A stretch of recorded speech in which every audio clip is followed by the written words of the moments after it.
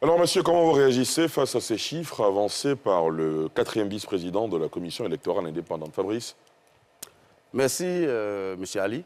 Je pense qu'avec votre permission, Bien sûr. avant de répondre à cette question, je voulais faire une précision. Allez-y, allez-y. Écoutez, quand vous nous invitez, en tout cas nous, le PPACI, c'est vraiment avec joie que nous venons sur votre plateau. La preuve, je viens directement des gagnants et je suis arrivé directement. Très bien. Et quand nous arrivons, nous nous attendons à avoir parmi nos contradicteurs des personnes dont la parole et le comportement sur le plateau engagent leurs formations politiques respectives, parce que ce que moi je dis ici, ça engage mon parti. Mais en général, nous avons des personnes qui défendent des thèses, en tout cas toutes les thèses du parti au pouvoir, mais qui officiellement ne sont pas encartés dans ce parti. Donc on a l'impression, quelquefois, d'avoir affaire à des sous-traitants du parti au pouvoir. Nous pensons qu'il serait bien que parmi nos contradicteurs, il y ait des gens dont le comportement et les propos engagent les formations politiques respectives.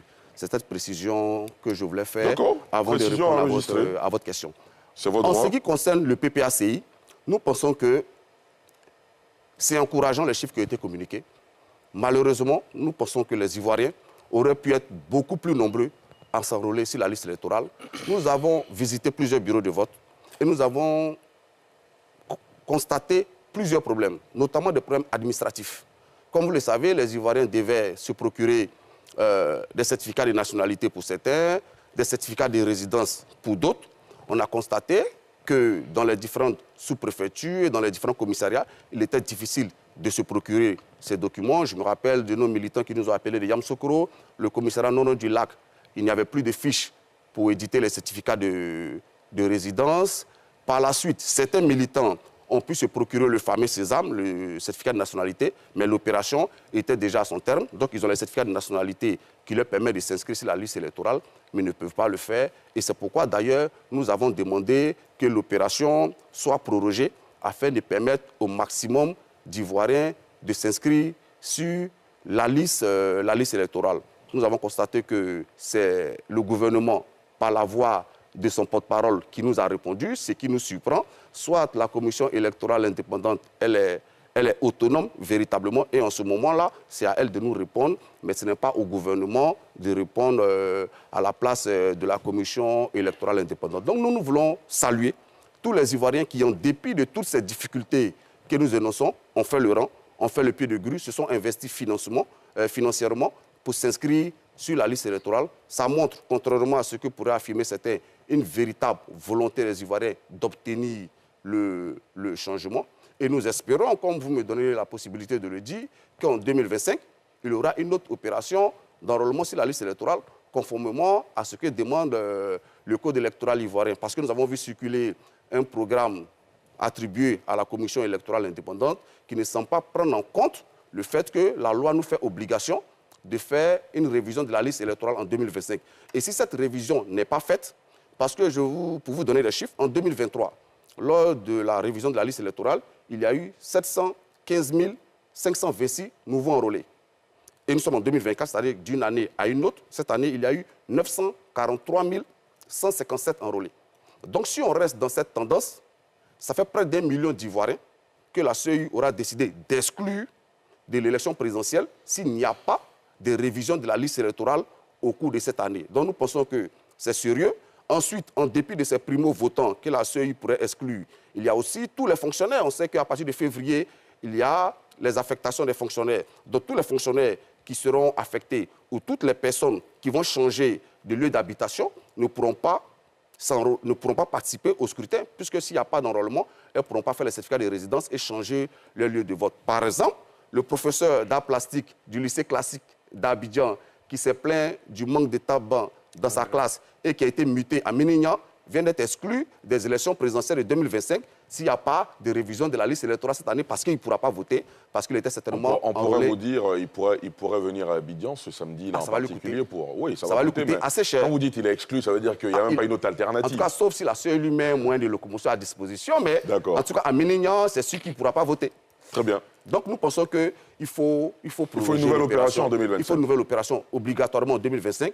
Et nous pensons qu'avant même l'ouverture de l'opération, il faut permettre 1 à 2 mois avant aux Ivoiriens de s'établir les documents. Enfin, nous ne comprenons pas pourquoi c'est pendant la période d'enregistrement sur la liste électorale qu'on ouvre l'établissement des documents. Nous pensons qu'on aurait pu permettre 2 mois avant aux Ivoiriens d'établir les certificats de résidence, d'établir les certificats de nationalité, toute la documentation nécessaire, de sorte que quand l'opération ouvre, parce que ces documents, je le rappelle, étaient gratuits dans le cadre de la révision de la liste électorale. Et s'ils étaient ouverts avant, cette magnifique mobilisation des Ivoiriens que nous avons constatée, elle aurait pu être bien meilleure. Donc nous espérons être entendus. Très bien. Ferroakili. D'accord, merci. Permettez-moi de faire une observation sur ce que notre frère, je voulais en faire, mais bon, notre frère Fabrice a dit tout à l'heure.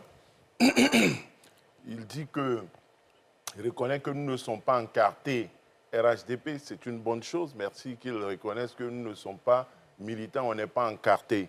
Et il indexe, c'est vrai qu'il est le seul représentant connu et officiel de parti politique. Mais lorsqu'il indexe un groupe d'invités et de consultants, ça indexé à une autre catégorie. Il me semble que Guillaume Bato est encarté, il est militant FPI, mais il n'est pas porte-parole du FPI et de M. Afinguessan ici. Michel Bétail, il est proche du PDCI, pourquoi il ne s'en plaint pas? Et c'est de ce bord-là qu'il se plaint en disant que, oui, il a dit porte-parole sous-marin du parti au pouvoir. Il a dit. J'espère, je pense que c'est vrai. Nous aussi, on aurait pu dire que nous sommes des consultants, on n'est pas encartés, on n'a pas de débat à faire avec le porte-parole d'un parti politique, mais on n'a pas posé de préalable. Et cette manière de nous indexer, j'estime que ce n'était pas gentil. Je voulais faire cette précision. 1. 2, je salue le fait que ce soit monsieur... Fabrice Lago, c'est à vous. Merci, M. Ali. Je pense que la répétition est pédagogique. Ce que j'ai dit, c'est qu'en tant que responsable d'un parti politique d'opposition, mon contradicteur principal reste le parti au pouvoir. Mais pas forcément. Non, je participer à un débat. Bien sûr, je n'exclus pas de débattre avec tout le monde, c'est un plaisir pour moi. Ce que j'ai dit, voilà pourquoi j'ai dit, je ne sais pas pourquoi certains monsieur s'énervent, j'ai dit j'aimerais qu'il y ait parmi mes contradicteurs des personnes dont les propos et le comportement engagent le parti au pouvoir. C'est un souhait et puis oui, mais moi, il est adressé à vous. Voilà, maintenant je ne sais pas pourquoi certains s'énervent, je ne leur demande pas de ne pas débattre, mais je suis quand même libre de dire que je souhaite avoir parmi mes contradicteurs des gens dont le propos et le comportement sur le plateau engage le parti au pouvoir, parce qu'en tant que parti d'opposition, nous aspirons à prendre le pouvoir et notre contradicteur principal, il reste quand même le parti au pouvoir. Après, on peut débattre avec des analystes, c'est toujours un plaisir, c'est pourquoi d'ailleurs nous sommes là. Maintenant, donc on va pas tomber dans l'invective du tout. Vous savez, M. Ali, moi j'ai entendu des propos sur ce plateau qui me font peur en fait. Parce que j'ai entendu les partis politiques doivent faire les papiers de leurs militants. En fait, depuis quand il appartient au parti politique de faire les papiers de leurs militants? En fait, je ne comprends pas. Il appartient à l'État de Côte d'Ivoire de mettre en place les mécanismes pour que chaque citoyen ivoirien puisse avoir des pièces d'identité. Et M. Ali, dans ce pays, il y a des millions d'Ivoiriens qui sont en attente de leur carte nationale d'identité qui est bloqué à l'ONESI. Donc, il n'appartient pas, monsieur, au parti politique en Côte d'Ivoire d'établir les papiers de leurs militants. Et à ce propos, je me rappelle, lors de la révision, je me suis rendu dans une sous-préfecture où il y avait un problème de certificat de résidence et l'administrateur me disait avoir distribué les certificats de résidence entre les différentes formations politiques. J'ai dit non, mais la demande de certificat de résidence, elle est individuelle. Il n'appartient pas à des partis politiques de venir déposer des dossiers en masse pour faire la demande de certificat de résidence pour les militants. Et qu'est-ce qu'il en est? Mais ce n'est pas parce que ça se fait que c'est normal. Parce que qu'est-ce qu'il en est? Mais ce n'est pas normal. Qu'est-ce qui se fait? Oui, il y a des voleurs, mais le vol n'est pas permis par la loi. On laisse terminer. Ce que je dis, c'est que ce sont des citoyens et la demande des pièces administratives, elle est individuelle. Donc il faut qu'on arrête de faire croire qu'il appartient aux partis politiques en Côte d'Ivoire d'établir les pièces d'identité des Ivoiriens. La demande, elle est personnelle, elle est individuelle. Ensuite, j'ai vu qu'à Motoudou, on cherche des arrangements avec la loi. Jusqu'à ce que le code électoral soit changé, il nous impose de faire une révision de la liste électorale tous les ans. Voilà, donc il faut éviter des petits arrangements. On nous dit techniquement ce n'est pas possible, mais on vient de voir que techniquement c'est possible. Il y a une révision en 2023, il vient d'avoir une révision en 2024. Qu'est-ce qui n'est pas possible? Qu'est-ce qui n'est pas possible? Vous avez terminé? Donc, techniquement, non, je vais en venir. Allez-y, techniquement, il est possible de faire une révision de la liste électorale tous les ans. Et nous disons qu'il faut s'en tenir à la loi. Et si la loi n'est pas bonne, on va à l'Assemblée nationale et on la change. Mais en entendant, parce qu'on ne peut pas le matin être fait du juridisme, dit c'est la loi, il faut s'y tenir, et puis après, dit non, trouvons des arrangements avec la loi. Donc nous, au PPACI, nous disons que la loi, le code électoral qui a été rédigé par l'actuel chef de l'État et pris par ordonnance, nous impose de faire une révision de la liste électorale tous les ans. Nous nous en tenons à la loi. C'est le code de 2000, ce n'est pas de celui actuel. C'est le code qui le dit depuis 2000, l'an 2000. Ce n'est pas 2016. Oui, je dis, en tout cas, le code électoral Mais sur lequel le code électoral depuis 2000 le dit. Non, monsieur Alafé, ce que je dis, le code électoral en vigueur a été écrit par l'actuel chef de l'État. Voilà, c'est du droit en fait. Voilà, donc je dis que le visa du code électoral actuel, il date de M. Ouattara. Donc on ne va pas refaire le débat dessus. Je dis, il faut qu'on s'en tienne à la loi. Et si ce n'est pas possible de le faire, en ce moment-là, on prend les dispositions requises pour changer la loi. Mais je suis étonné qu'on veuille tordre le cou à la loi en nous faisant croire que techniquement, ce n'est pas possible. Là où la CEI ne le dit pas. Parce qu'en même temps, il appartient à la CEI de dire techniquement ce n'est pas possible et de voir les solutions qu'on peut envisager. Ensuite, j'entends, vous savez, j'entends beaucoup le fait qu'à la CEI, tous les partis politiques sont représentés.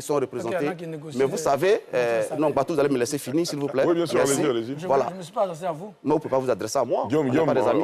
Donc, vous savez, à la CEI, vous savez, à la CEI... Oui, mais bon. Non, Guillaume, s'il vous plaît. Je ne cherche pas son amitié. Guillaume, s'il vous plaît. Le code électoral, Allez-y, le règlement ouais. même intérieur de la CEI impose, et ça, nous faisons partie des partis qui avons montré que ça n'a aucun sens, mais il dit quoi? Dès lors qu'on est nommé à la CEI, on n'a plus de coloration politique. En tout cas, c'est ce que le règlement de la CEI dit. Donc, on considère qu'à la CEI, et le président de la CEI lui-même l'a répété à plusieurs reprises, donc on considère qu'à la CEI, il n'y a pas de représentants de partis politiques, puisque c'est ce que la CEI elle-même dit.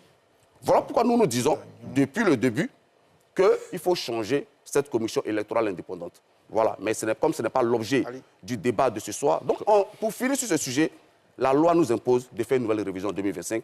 Tenons-nous-en à la loi.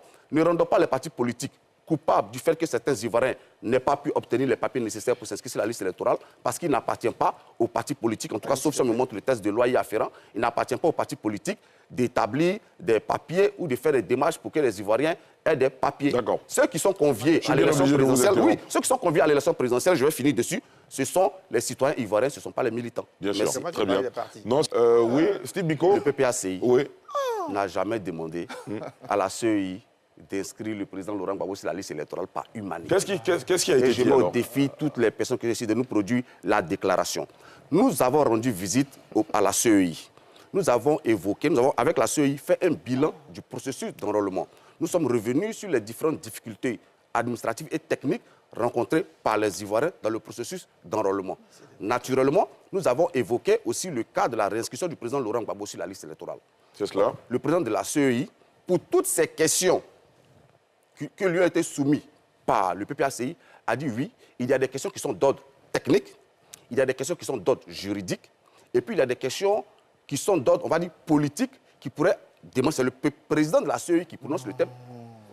Non, s'il vous plaît, professeur Banga, on le laisse terminer, s'il vous plaît. Nous disons... On le laisse terminer. Je ne veux pas refaire, refaire le débat Ouais. sur la réinscription du président Laurent Gbagbo sur la liste électorale. S'il vous plaît. Il va sans dire que ce n'est pas la CEI que nous nous adressons lorsque nous parlons de la candidature du président Laurent Gbagbo. Nous savons ce qui s'est passé en Côte d'Ivoire. Donc, c'est pas, avec tout le respect que nous avons pour M. Kubier, il ne peut pas prendre sur lui d'inscrire le président Laurent Gbagbo sur la liste électorale. Donc, vous savez, sur cette question-là, il n'est pas notre interlocuteur principal. Même quand on dit que le PPACI s'est rendu Mais à la c'était quoi le CEI, sens de la démarche, de la visite? parce que nous avons constaté un certain nombre de choses. On nous reproche souvent de ne pas aller voir la CEI lorsque nous constatons des impairs. Là, le processus s'est déroulé. Nous avons envoyé des délégations au plan national qui ont relevé, qui ont fait des constats. Nous sommes allés partager ces constats avec la CEI pour que ces situations que nous avons rencontrées s'améliorent. Alors, au terme de la rencontre, hein, on a vu la vidéo circuler partout. Oui. Le président de la CEI, avec les cadres du PPACI autour de lui, a dit que le président, le chef de la délégation, a souhaité que la CEI puisse remettre le président Laurent Gbagbo sur la liste. Par humanité, il a dit, les autres étaient autour. Non, c'est pour ça que j'ai dit. Oui. Parce qu'il n'y a pas eu de réaction tout de suite. Non, vous savez, ces propos sont tenus. C'est pour ça que je dis, ces propos sont tenus par le président de la CEI. Nous disons, il n'y a pas que la question du président Laurent Gbagbo qui a été discutée. On l'a entendu. Il y a plusieurs sujets. Donc, il y a des sujets, effectivement, comme je vous l'ai dit, qui sont d'ordre juridique, d'autres sont d'ordre technique, et puis il y a d'autres où... Voilà, donc il ne faut pas tergiverser, il ne faut pas travestir les propos du président. Maintenant, si le président de la CEI l'entend comme une demande d'humanité, vous conviendrez avec moi que c'est son avis à lui. Mais sur la question, vous avez écouté le président Laurent Gbagbo sur la question de sa candidature, il a dit clairement qu'il sera candidat et qu'il est engagé pour l'élection présidentielle. Donc pour nous, ça c'est un débat qui est dépassé. Nous préparons l'élection présidentielle de 2025 parce que nous sommes convaincus que le président Laurent Gbagbo sera dans les starting blocks. Donc les questions que nous avons soulevées avec le président de la CEI, je les ai énumérées et nous ne sommes pas allés demander au président de la CEI de faire en sorte que notre représentant devienne vice-président. Monsieur, nous avons un groupe parlementaire. Il y a des partis ici qui n'ont même pas 5 députés, qui ont des postes de vice-président à l'Assemblée nationale. Il y a des partis qui n'existent pas sur le terrain, qui sont représentés à l'Assemblée nationale.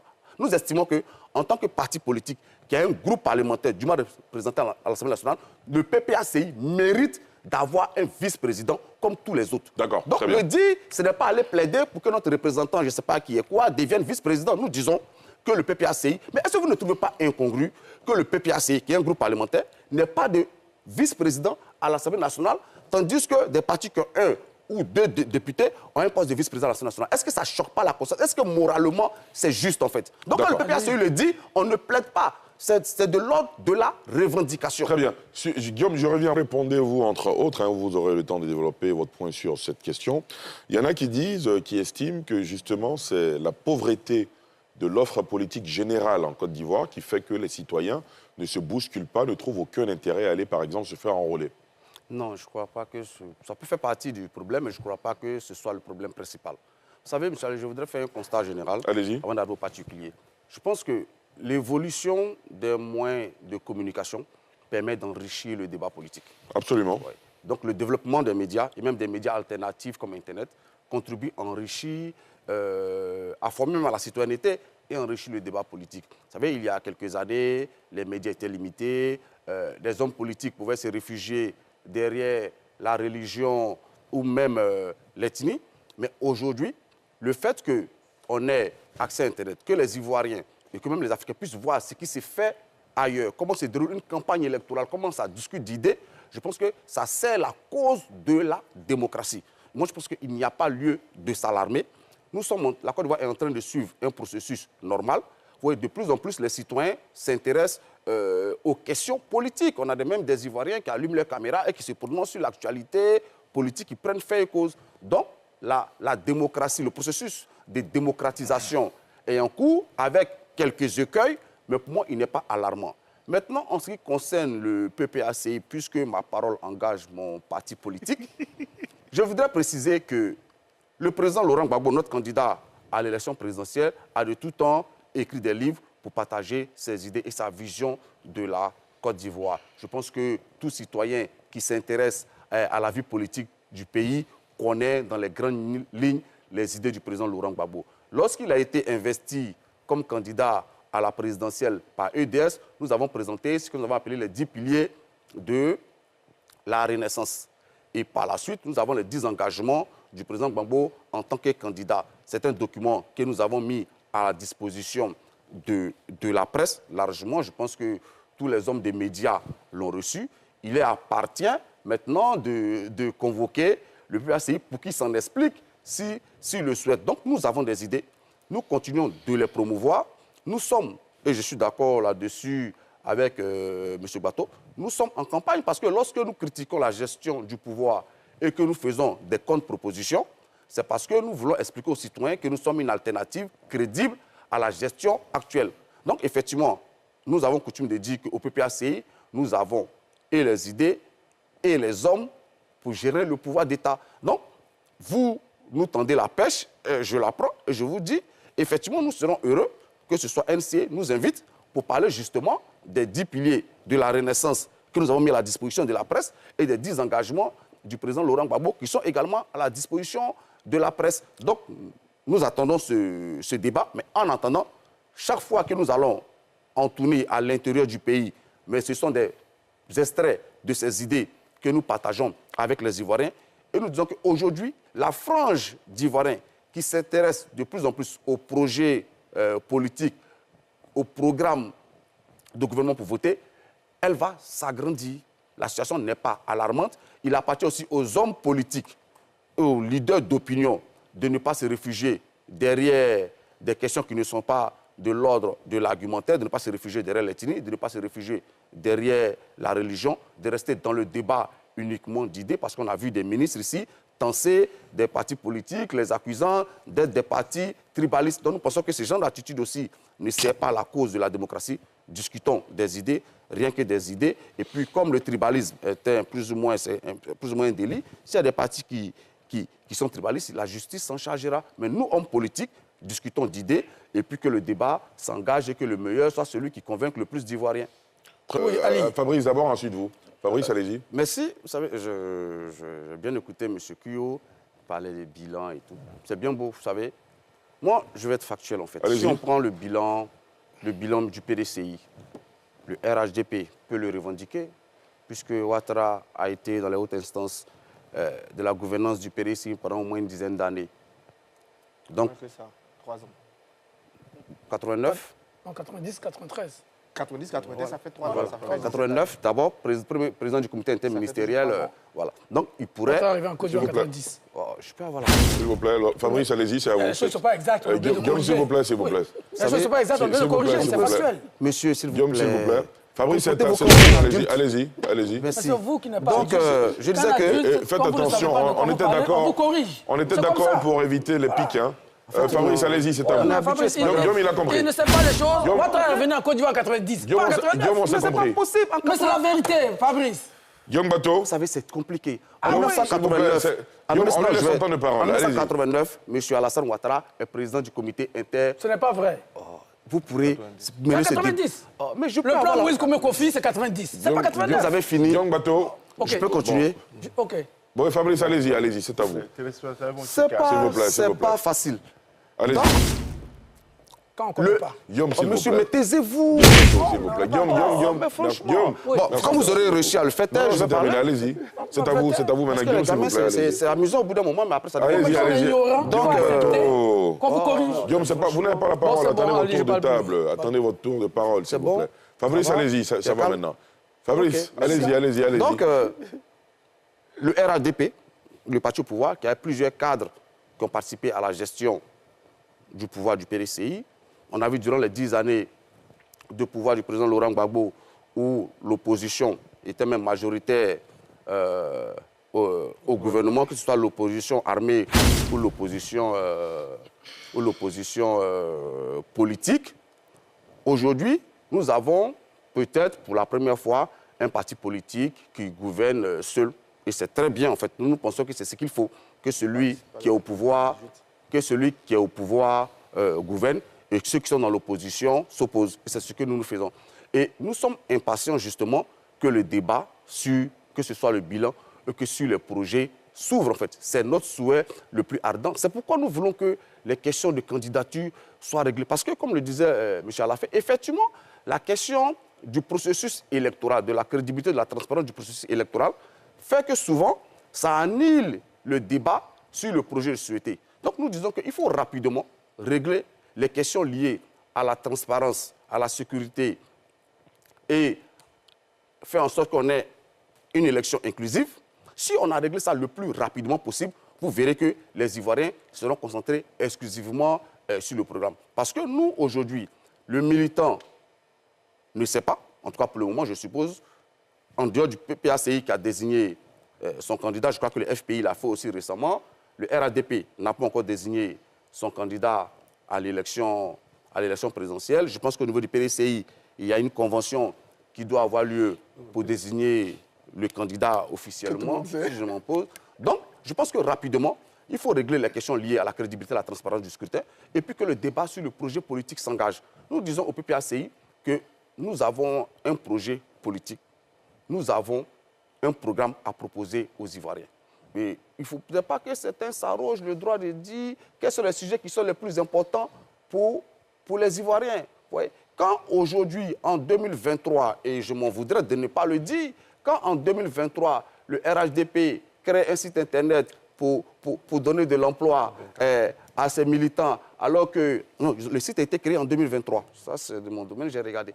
Donc, c'était quand même un aveu d'échec pour un parti qui est au pouvoir depuis au moins 13 ans. Parce qu'une solution qu'on crée, c'est pour régler un problème donné. Donc, quand le RADP crée en 2023 un site pour donner de l'emploi à ses militants, ce qui est totalement illégal. pour donner de l'emploi à ces militants, pour aider ces militants à avoir de l'emploi. Ça, c'est vous qui le dites. Est-ce que vous êtes inscrit? Est-ce que vous êtes inscrit sur le site? Vous êtes inscrit? Ah, qu'est-ce que vous en savez? Qu'est-ce que vous savez de Bon, alors, on va faire Si vous confirmez que vous êtes inscrit, ça me fait plaisir. Moi, c'est bien sûr, c'est moi je dis. À la fin, on va laisser Fabrice terminer. Moi, S'il vous plaît, à la fin, on va laisser Fabrice Lago terminer. Fabrice terminer. Donc, je disais que nous sommes heureux. Mais quand il va finir... Non, déjà, non, Ali, s'il te plaît. Est-ce que je peux Qu'est-ce qu'il y a? Non, Ali, s'il te Qu'est-ce qu'il y a, Landry? S'il te plaît, je ne veux pas, Est-ce que je peux continuer? Non, vous allez continuer, mais Donc, je le laisse parler, ça c'est après je continue. Non, pas du tout. Attendez une minute, s'il vous plaît. Donc, je le laisse parler alors. Le problème, c'est que je ne veux pas qu'il m'indexe. Attendez, Non. Dans un débat, comment il vous a indexé? J'ai eu un emploi sans... Ça veut dire quoi? Qu'est-ce qu'il sait? Qu'est-ce que tu sais de ma vie? Non, je ne veux pas. Je ne veux pas. Vous ne levez pas le ton. Mon emploi, vous ne levez pas le ton. Non, mon emploi, c'est ma vie privée. Non, mon emploi, c'est ma vie privée. Je ne veux pas. Qu'est-ce que j'ai dit? Qui répète? Non. Landry. Je ne veux même pas. Que ce soit vrai ou pas, je ne veux même pas. Non. Vous ne levez pas le ton sur moi. Alors, s'il vous plaît. Non, vous le laissez. Landry Couillon. Vous ne levez pas le ton. Dans ce cas-là, vous n'évoquez pas ça de Landry moi. Couillon. Vous ne levez pas le ton. Non, dans ce cas, vous n'évoquez pas ça de moi. Qu'est-ce qui s'est passé? Je dis tout simplement. Mais attends, je peux continuer de Vous allez continuer, attendez, Je s'il dis vous sur plaît. ce sujet Oui. qui ne me concerne pas. Quel sujet? Sur la question qu'il Mais à évoquait aucun de moment, je l'ai l'emploi. entendu vous interpeller. Moi, je- Justement, il dit quelque chose qui s'adresse directement à moi. En disant Landry Couillon par rapport à son emploi. Par rapport... Non, vous voyez. Bon, moi, je n'ai pas suivi, c'est pour ça que je ne comprenais pas votre interruption. Alors, non, mais Landry, Non, est-ce que vous Landry, pouvez c'est une injonction. Donc, Landry Couillon, il n'y a pas de souci. mais Landry, vous répéter ce que Non, vous mais avez dit? Landry, je vous parle. Moi, Je vous parle. Oui, allez-y, monsieur. Oui. Allez-y, monsieur. Très bien, laissez-moi faire... Non, je ne suis pas excité, je ne Alors, veux pas de ça. non, il n'y a pas d'excitation. Je ne veux Landry pas Couillon, de ça. Landry Couillon, s'il vous plaît. Non, mais je vous en oui, prie. c'est votre Je droit. n'indexe personne sur sa vie C'est votre privée. droit, mais à un moment, quand on vous dit de vous calmer, vous vous calmez. On l'a entendu, il n'y a pas de problème. Merci. Vous l'avez indiqué, c'est pour ça que j'ai interrompu. C'est important. Vous estimez que vous avez été indexé directement et que cela est gauche. C'est l'occasion pour nous de demander à Fabrice de préciser sa pensée. Non, C'est il tout, le et le répète. débat continue. Fabrice Lago, c'est à vous. Merci, monsieur Ali. Donc, je parlais de l'emploi. Oui. Je disais qu'il y a des Ivoiriens qui ont eu de l'emploi sans avoir besoin de passer par le site Internet du RHDP. Mais quand aujourd'hui, en 2023, le RHDP met en place un site Internet pour, soi-disant, aider ses employés, ses militants... S'il vous plaît, s'il vous plaît. Allez-y. Pour, soi-disant, aider ses militants à avoir de l'emploi, c'est-à-dire qu'il y a un constat, quand même, il y a un aveu d'échec en ce qui concerne la politique de l'emploi. Parce que j'estime que cette pratique, du point de vue juridique, elle est illégale, du point de vue éthique, elle est amorale. Bon, ça, c'est un autre Non, sujet. ça, c'est un autre débat, donc on pourra faire. Les responsables du ce que je voulais dire, ce que je voulais dire... Ça fait grand bruit cette semaine aussi, oui. Allez-y. Pour conclure sur ce sujet, c'est qu'au PPACI, nous sommes prêts à aller à l'élection présidentielle. Et pour y aller, nous avons les hommes et les idées nécessaires pour préparer cette élection. Et nous attendons que nous évacuions rapidement les questions liées à la crédibilité, à la transparence du scrutin, et qu'en face de nous, les contradicteurs du parti au pouvoir, qui seront nos adversaires sûrement au cours de cette élection, qu'ils s'asseyent, que nous nous asseyons, peut-être que nous ferez plaisir de nous recevoir, et puis qu'on échange programme après programme dans tous les différents secteurs de la vie publique. Et les Ivoiriens trancheront en toute indépendance. Donc le PPACI, il est prêt et il attend que les questions diligentes soient évacuées et que le débat s'engage. Parce que le président Laurent Gbagbo... Vous n'avez pas fait Gbagbo... des clarifications sur ce sur quoi Landry se plaignait tout à l'heure. Vous n'avez pas fait allusion à cela? Non, c'est bon pour le débat, pour éviter les amalgames. Vous savez, je suis peut-être celui qui est le plus interrompu sur le plateau. Et comme je n'ai pas envie d'être encore interrompu... Non, vous avez la parole, la personne ne vous interrompt. Ça ricane, en fait, donc je suis habitué. Donc, je disais que... Je parlais de la question de l'emploi. On a bon ricane en face. Oh, s'il vous plaît, monsieur. Enfin, on a un dernier sujet, oui, on est d'accord. D'accord. Fabrice, En fait, vous avez 30 secondes pour terminer. S'il vous plaît, est-ce que vous êtes d'accord que je suis constamment interrompu? Bon, finalement, tout le monde a interrompu un peu tout le monde ce soir, à part Michel Donc, Béta. si ça devient la mode, peut-être qu'on va s'y livrer tous. Non, pas du tout. Mais nous, au PPACI, nous sommes éduqués. et nous allons continuer d'être éduqués. D'accord, non, très bien. écoutez, Atu, s'il vous plaît. c'est de rester poli en fait. Oh là là, oh là là. Monsieur, Les sous-traitants aussi, ça fait professeur Banga, Fabrice Lago. Les sous-traitants sont beaucoup zélés, donc en fait, il ne faut pas faire preuve de zèle. Alors, on va passer au sujet sur l'actualité à l'étranger. Vous avez zèle pour mériter ta pitance comme toi. J'avais un tour de parole. Non, c'est moi qui ai la parole. N'en rajoutez pas. Attendez votre tour. C'est moi qui ai la parole. Professeur Banga, Fabrice Lago, je suis bien obligé de vous interrompre tous. On a terminé. On a terminé. S'il vous plaît. Guillaume, 30 secondes. 30 secondes. Juste vous dire. Vous m'avez interrompu. Vous savez, le PPACI n'a pas de commentaire particulier à faire sur le changement de Premier ministre. Voilà. Je pense que même ici en Côte d'Ivoire, je crois que nous sommes à notre 5e ou 6e Premier ministre. On n'a pas invité les autres pays à commenter les différents changements de Premier ministre.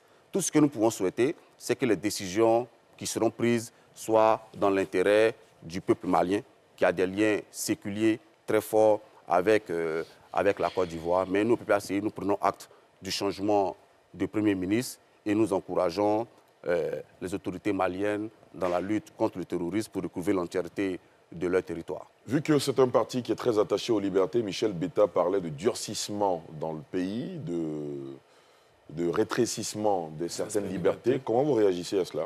Non, vous savez, c'est un jugement qui l'engage.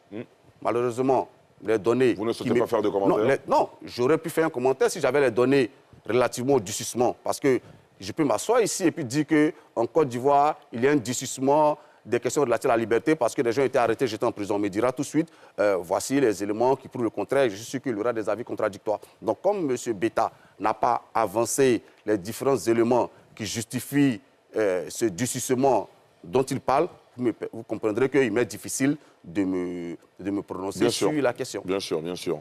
Professeur Banga, allez-y. Déjà, je me réjouis que Michel ait rejoint le camp des antiputschistes. Je me rappelle quand même qu'il y a un grand leader du PPACI qui est allé au Burkina pour magnifier les putschistes, pour dire qu'il faisait la goula du pays. Je dis qu'ils ne sont pas courageux. Nous, on allait en Guinée, sur la chaîne de télévision, pour réclamer la fin de la transition à la liberté. Eux, ils sont allés au Burkina pour dire que le putsch, c'était la meilleure chose. C'est quoi le lien Le lien, c'est que tu es peut-être obsédé par le PPACI. Il n'y a pas de lien. Mais tu n'as pas besoin de tous ces zèles-là, en fait. S'il vous plaît. On ne parle pas du PPACI. Non, écoutez, monsieur, à un moment donné, il faut qu'on respecte notre parti. On ne parle pas du PPACI. Vous êtes d'accord? Tu n'as pas besoin de tous ces zèles, en fait. Vous êtes d'accord? C'est même pas nécessaire. Vous êtes d'accord que je l'interpelle? Espérons qu'ils comprennent, en fait. Parce que s'ils répètent le PPACI, non, j'estime que notre parti soit... Non, monsieur, vous l'interpellez, j'estime que le PPACI doit être respecté. Et tant qu'il dira les mots qu'il prononce, que je ne répéterai pas, je ne le laisserai pas continuer cette lancée-là. Non, monsieur Ali, le PPACI mérite d'être respecté. Ce petit sous-traitant-là n'a pas besoin de tous ces ailes pour justifier sa pitance. Le PPACI est un parti politique sérieux. Non, tant qu'il ne retire pas... Non, je l'ai dit, tant qu'il ne conseille cette lancée, il ne peut pas s'exprimer. Mais à un moment donné, il faut qu'on se respecte, en fait. C'est devant nous. Non, c'est pour ça que je vous disais en début de plateau que j'existe d'avoir en face des personnes dont les propos et les arguments engagent les partis politiques. Parce que quand des gens... Katina n'est pas le Burkina. Juste, s'il vous plaît. Mais professeur Banga... Parce que Katina le Burkina devant nous, magnifiquement. J'ai dit, je n'accepterai pas qu'on parle du PPACI en ces termes. Je n'accepterai pas le Burkina. Non, il faut que ce soit clair dessus. Parce que Katina n'est pas le Burkina. Et puis des gens qui sont prêts à tout permis. Katina le Burkina devant nous. Non, monsieur Ali, je suis très ferme là-dessus. Je suis ferme, Katina le Burkina. Lui dis que... Mais vous êtes ferme. Voilà. C'est ce que j'ai commencé à faire. D'accord, merci. Ça ne sert à rien de mettre de l'huile sur le feu. Professeur Banga, oui, Katina la question, on n'est pas là. C'est pas non, c'est pas la question que je vous pose. D'accord. Professeur Banga, Choguel Kokala Maïga a été relevé de ses fonctions au Mali. Il a été remplacé par Abdoulaye Maïga. Analyse, on doit adresser les cartons. C'est mon analyse. J'ai commencé par dire dans mon analyse que je me réjouis que Michel... Oui, ça on l'a entendu déjà. Non, mais voilà, donc dans la même analyse, je dis que pendant que des gens rejoignent le camp de ceux qui comprennent que les coups d'État sont mauvais, Katina allait au Burkina pour féliciter le coup d'État. Mais ça, c'est factuel. Donc, c'est à cause du voyage de Katina qu'on a changé le Premier ministre. Ça montre qu'il y a des gens qui ne comprennent pas encore que les coups d'État sont mauvais. Vous êtes avec ceux qui font les coups d'État, en fait. Non, avec qui, par exemple? Ah, mais vous les connaissez, ce sont vos amis. Vous les applaudissez chaque jour. Donc, c'est que je répète. Non, j'accepterai pas ça. Parce que je n'accepterai pas qu'on fasse passer le PPACI pour un parti. Mais c'est ce qu'il a fait. Katina allait applaudir le coup d'État. Parce que monsieur, vous êtes bien placé pour savoir ceux qui applaudissent ces coups d'État, ceux qui les font. Et je pense que vous êtes constamment avec eux. Je ne l'accepte pas. Bon, d'accord. C'est pour ça que j'exige. Je dis que nous sommes dans une année électorale bientôt. C'est pourquoi nous exigeons d'avoir comme interlocuteur des gens dont les propos et le comportement sur le plateau engagent les formations politiques. Parce que justement, quand on utilise ces gens de mercenaires-là, ça peut qu'ils puissent se permettre de dire tout et n'importe quoi sans que leur parti politique ne soit mis à l'index. Et ça, nous ne l'accepterons pas. Oui, nous faisons cette campagne-là. Vous allez m'excuser, mais je vais exiger que les cadres du PPACI soient respectés. Monsieur Katina, il n'est ni l'ami de Monsieur Banga. Non, monsieur Ali, je vous demande de veiller à ce que les cadres du PPACI soient respectés. Je le dis, je ne vais pas permettre que ce mercenaire manque de respect à Monsieur Katina. Il n'a pas de leçon de courage à donner à Monsieur Katina. Que je vous redonnerai la parole la prochaine fois. Non. On sera bien obligé de mettre un terme à cette émission. Merci à vous, chers téléspectateurs, de nous avoir suivis. Merci à vous, messieurs, d'être venus faire le débat. Je vous souhaite de passer une excellente soirée sur la nouvelle chaîne Ivoire.